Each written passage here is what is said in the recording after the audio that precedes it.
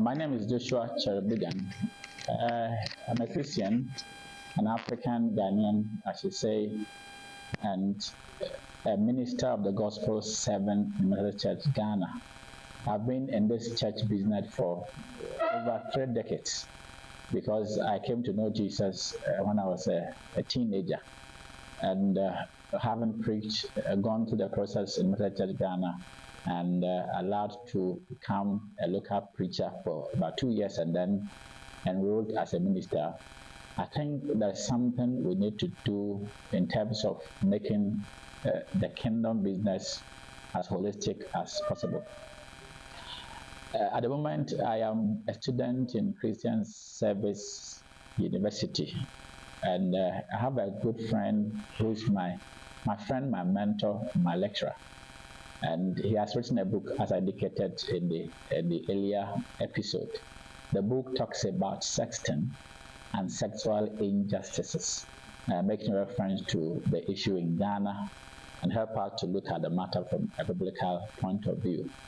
One thing I love about this book, and I keep talking about it, the fact that its methodology is spot on.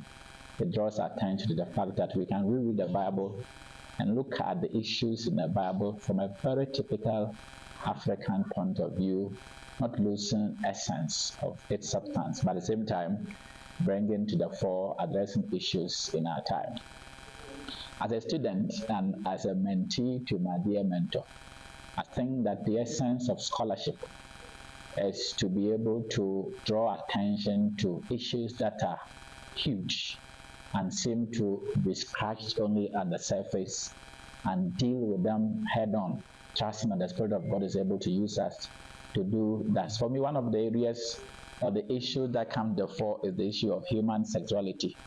And the book takes that bull on without fear or without favor. Fear because many people shy away from the story of human sexuality, and favor because it is God who is calling him, I think, to tackle the matter head on.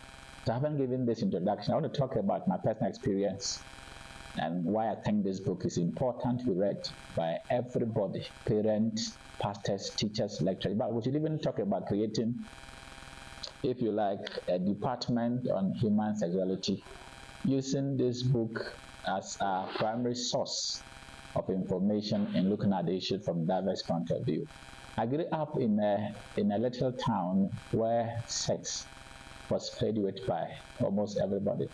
When you see kids playing with what they called mommy and papa in central region, you may think that they are playing, but some of them were actually engaged in the real sex business.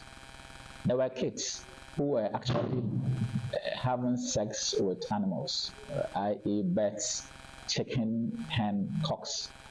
I know of a friend who went to the extent that anytime he sees 2 dogs mating, he wishes that he was a dog.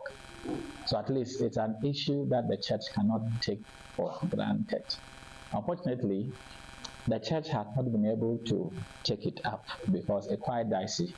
Parents don't know when they should be able to tell their children about, if you like, the issues of sex. At which point in time, if your child asks you to tell him or her the name of, for example, the breast, how do you go about it? So it's quite difficult for parents to deal with it. Again, talking about my experience, I know a woman who, because the husband was not around, had sex with his boy here in Ghana. So it's an issue that we cannot take for granted. But for the focus on the book, it's about the abuses, looking at sexting and looking at the social injustices. So again, I'll not tell you the plenty stuff in there, because when I do, you don't want to buy it. I'll need you to buy it, to read it, connect, and see what you are called to do in this area. So at the moment, we want to tell the world that anywhere you are, any call that God has called you to consider, the bottom line is for the freedom and salvation of human beings. Human beings are sexual, social, and spiritual. So if we are tackling the problem of sex, then it's a big thing.